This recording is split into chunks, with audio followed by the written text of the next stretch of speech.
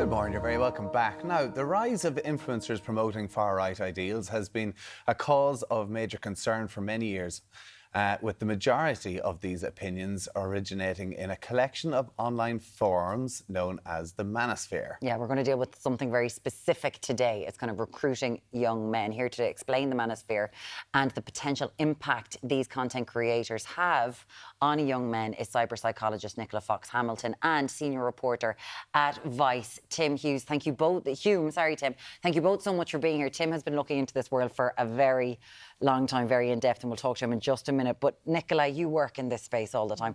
What's the manosphere? It's basically a loose collection of communities that are united around misogynistic ideology. So they would describe themselves as red-pilled or red pills, which comes from the Matrix, the idea of choosing the pill that will open you up to the awful reality and enslaved existence that you live, rather than the blue pill, which will allow you to carry on as you were happily, but without realizing what's going on. And it's basically a male supremacy set of anti-feminist beliefs that men are superior to women, should be submissive. And so what is it? Are they saying it in such ways like that, or is the content a little bit more brutal and in your face and choke her and all that kind of stuff? It's a range from kind of explicit but slightly more gentle misogyny to very extreme, violent, misogynistic rhetoric. I mean, we've seen physical incel attacks in the real world. Yeah. So incels are involuntary celibates, that's kind of the very extreme end of the ideology, people who hate themselves, the world, everybody in it, and particularly women, and they blame women for everything that's wrong with the world.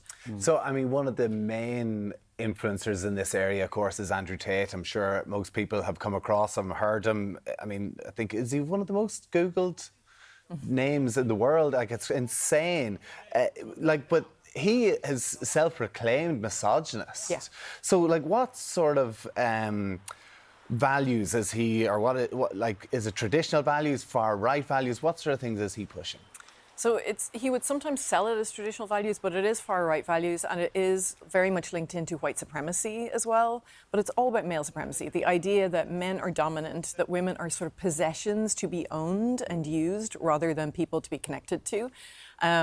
He pushes the idea that you can blame women for all your problems. So if you're experiencing loneliness or dating issues or even work issues or anything like that, it's the idea that you're constantly in competition with women now because of the way the world is now, and that's wrong. And so therefore women are to blame for all these issues. It's just that this isn't new. This comes up this is cyclical. So it was in the 90s with movies like Falling Down on Michael Douglas. It was in the 70s, Rosie the Riveter. So we're not dealing with anything new. It's just, it's compiled somewhere else. And Tim, if I could bring you in here, because, you specialise in reporting in the far right and in extremism around the world, and you have delved into this manosphere. So can you tell us a little bit more about Andrew Tate, who he's connecting with, what he's doing, and of course there are many charges against him in Romania? Absolutely. So Andrew Tate is this, incredibly famous figure in this space. He's a British-American dual national. His background is he's a kickboxer, and he's really risen to prominence on social media with this brand of sort of aspirational lifestyle content of, flashy cars and this luxurious lifestyle, big muscles. But the pitch behind it is really, I'm this genius entrepreneur and I have all the secrets to life. And if you do what I say, you can be just like me. And that's led him to have this following of, hundreds of thousands of millions of young guys around the world who want to be just like him. Now, that's hugely concerning given the just rancid misogyny that he spews. This is a guy who, for years, sold an online course on how to groom women into online sex work using a technique called the lover boy method. He's facing a civil suit in the UK from 4 women who say he was sexually violent to them. And moreover, he's facing criminal charges in Romania for human trafficking. Allegedly using these lover boy methods, forming an organized criminal group and rape. So a pretty average role model for young men. Wow. He, of course, you've talked about one of his courses there. He's also got another course called The Real World. I think we actually have a little clip of it, of what this course entails. Let's, well, can you tell us maybe what does The Real World involve? Exactly. So the Real World is Tate's offering. It's sort of it's billed as an online business academy and explicitly as this alternative to university. So Tate, and it's targeted at teenage boys, and Tate's pitch is very much, don't go to university. You go to university, they're going to drain your bank account, they'll fill your head with these dopey liberal ideas, and you end up a wage slave. So escape the matrix, join the real world, and I'll make young men rich. So it's he teaches, there's various campuses. He teaches skills like AI and content creation and e-commerce, these sort of online business skills. But looking into it, what I found was very concerning. Obviously, the reality did not live up to the fantasy there, and I found very concerning evidence that it is really being used to exploit young people.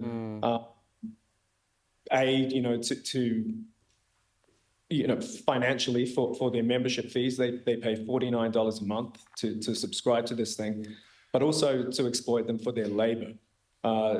Because they then get involved and do loads of content creation for him. So they're his worker bees and they're paying him to do it. Let's take a clip of The Real World. Now, sleep is important. Recovery is important. It is actually work, right? In order to have the strongest mental capacity as possible, you need to make sure you're getting some sleep. However, there are times when you can kind of get around that. You can leave sleep behind. I'm going to tell you how I personally do this. Now, this is not medical advice. Well, let's talk about what I call war mode. So every so often, maybe 2-3 times a month, I'll go into war mode. And war mode is where I take a short-term goal, right? I take a small, important goal, and I dedicate myself to it like an insane person for like 2 to 3 days, right? I'll work like crazy, I'll sleep very little, and then afterwards I'll go back to my normal, I'll have a serious recovery day, and then I'll go back to sort of my normal grind. Healthy. I think we all operate when we're not sleeping in any way, shape or form. Tim, inside in this world, you have spoken to people who have paid for these courses, who have gotten involved with the Andrew Tate world, and people who have come out on the other side. Can you tell us about one of those people? Exactly. I spoke to a young guy in Cairo, Egypt. Kareem was his name. He's a 25-year-old engineering student. When he joined the Real World, he was just your classic Andrew Tate superfan. He thought the guy could do no wrong, and he thought joining this course would make him rich. 4 months into it, he was 4 months in there and realized, that it wasn't working out for him at all. The reality was very different. He was working 16 hours a day. He was making no money. He was getting bombarded with this kind of red pill ideology that was turning him, in his words, into an incel. And he was getting nowhere. So thankfully for him, the penny dropped, and he eventually came to his senses and left. And he described that process of, coming to his senses as, it was like leaving a cult, he said. Yeah. He spent several days just disorientated as he sort of shed his beliefs. And, thankfully for Kareem, he's been able to get his life back on track. He spends a lot of time trying to engage with other guys who like him. We're a part of this thing. But this, and we were talking about it earlier on, that this guy is everywhere. He's all over social media, and there are videos that young boys and men are watching, and they're being pushed through in algorithms. I was out with friends of mine recently, and they talked with their teenage son. He's a good guy, good kid, but him and his friends were talking about Andrew Tate videos and talking about Andrew Tate, and he actually put one of the videos into the family WhatsApp group, and the dad had to sit and ask him, what is it about this guy? And he said, like, a little bit like that clip that he talks about working hard, you'll get success, and if you work hard towards a goal. So, and the dad kind of said, like, you do see this other side of him, and like the misogynistic side, and how respect is so important. So like, this has been pushed out to boys and to men everywhere. Why do they so feel so under like attack? we can like poo-poo it, but this is going out there. So for 100%. parents, like for parents whose kids are seeing these videos, like how do they deal with this? How do they bring up the topic of it? How do they address the side of misogyny and respect that they shouldn't be following? Well, I think you've got to start early. You've got to recognise that young men are quite vulnerable. Like, they often experience loneliness, mental health issues, and they're not able to talk to their peers about it in the way that young girls often do. And they often don't get a great response if they do. So masculinity is very heavily policed at that age. Big so boys don't cry. Boys don't cry, all that Yeah. kind of stuff. And parents sometimes also do that as well. Like, if your kid wants to wear nail varnish, you know, saying, well, boys don't do that. And it means that they can't express themselves.